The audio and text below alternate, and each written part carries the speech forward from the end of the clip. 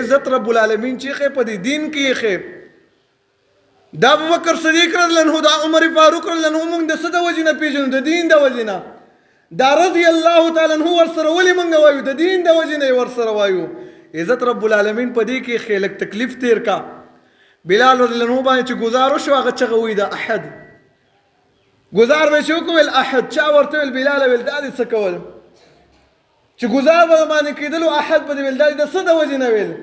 ویل دا مې صرف د دغې د وجې نه ویل ما کتل چې په دغې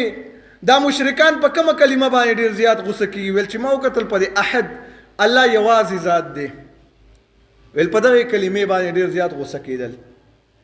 نو ویل دغې د وجې نه ما به دغه کلمه ویله زما ایمان به زیاتېدلو اصلي مؤمنانو کله چې په ایمان کې تکلیف دی یو ځل محسوس کو د الله لپاره کلک ودرېدې قسم دی رب العالمین په دغې تکلیف کې تعالی خوند اچوي په دغې تکلیف کې به دې مزه وي زندګۍ به دې د سکون والی